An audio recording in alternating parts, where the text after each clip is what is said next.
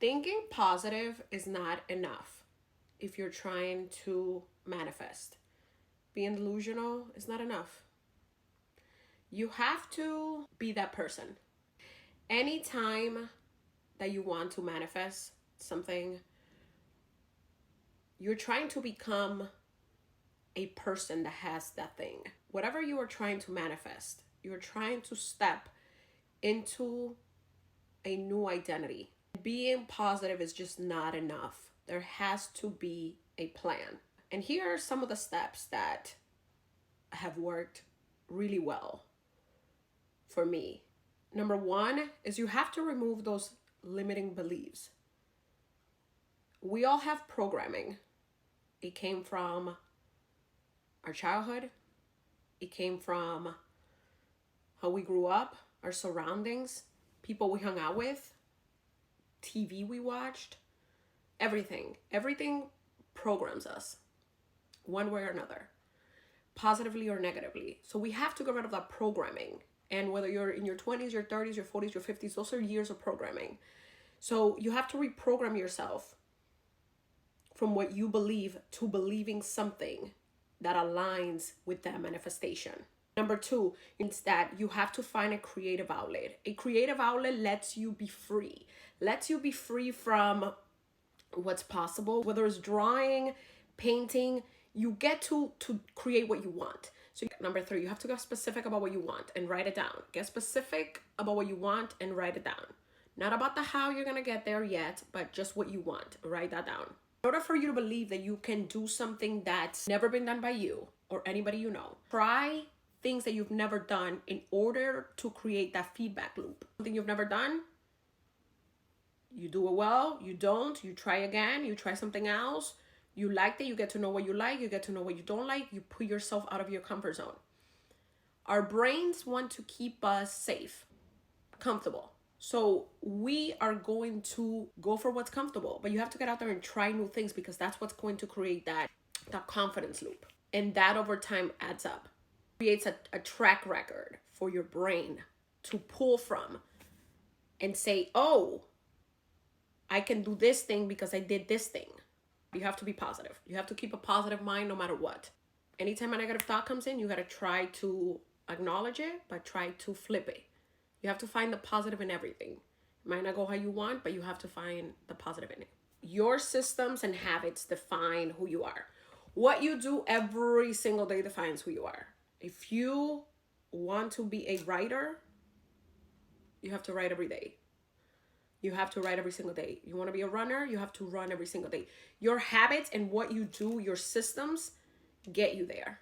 It's not that big jump. It's not the big workout that gets you to that way you want. It's not the big project at work that gets you the promotion. It's the everyday habits. That little bit that you do adds up. In order for you to define and be that new person, you have to get into the habits of what that person does.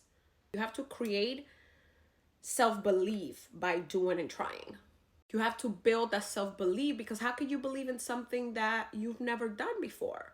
How can you believe that you can manifest X, Y, and Z if you're miles away from that person that you want to be? If you've never have been in that place, how can you manifest the house you want if you've never been in that house or a house like it? Right? So how do you create that belief? And you create that belief by doing things. Doing them and doing them often. Things that take you out of your comfort zone because you need to. How do you believe in something you've never seen or never done? That's why they say travel. They say travel. They say travel to new places. Travel to new countries where the culture is different, where things are different, because that's going to challenge you. That challenge feeds into your confidence because you did it, you survived it. That adds to that confidence loop. So you have to create self-belief in yourself by doing, by accomplishing. You want to be able to go back to a list of things you've done in the past and say, hey, I've done these things that were completely new to me. So that means that I can do other things that I've never done. Create a plan. It can't work without a plan. It cannot work without a plan. You are just going to be throwing stuff at the wall. There has to be a plan. And guess what? The good thing is it's been done before. You have to break that plan into small goals and then break that plan into small daily habits. It's like snow coming down a mountain. It's like a little ball, but it keeps becoming bigger and bigger and bigger as it rolls down. That's the same way. Look for examples in real life. Not only on social media, not only online, you have to try to find an example of something similar in real life. Can't see the example in real life? Look for an example online. Look for something that shows that it can be done. Because if it can be done, that means that there's a way to do it. And realize it's not going to look exactly how you expected it to look, and you have to accept that. Accept that it's going to look better because it's meant this way for you. You have to work. You have to put in the work, and it's not always going to be what you want to do. You're gonna get the dopamine from researching and liking the videos and saving the videos and getting that motivation, and actually doing the hard work and doing the thing. That's not going to bring you the dopamine, but that's what's actually going to get you there. And the last thing is you have to fight the urge to quit. You have to fight the urge to quit, and you have to fight the urge to go back to what you've been programmed to do and to think, because our brain is going to search for safety no matter what. We are wired as humans to want what's comfortable, go to safety, back to our survival instinct. But the difference is that presentation at work, that that meeting, that date that you're going on with a new person, whatever it is, that new adventure, that new thing you want to try, it's scary, and you're gonna get that feeling in your stomach, but you're safe. You're safe. The problem is that your brain and your body is going to give you the same feeling as if you were in danger, because it wants to keep you safe. So you have to fight the urge to quit. You have to tell your body, I have to do this hard new thing, because if it's hard, it's good.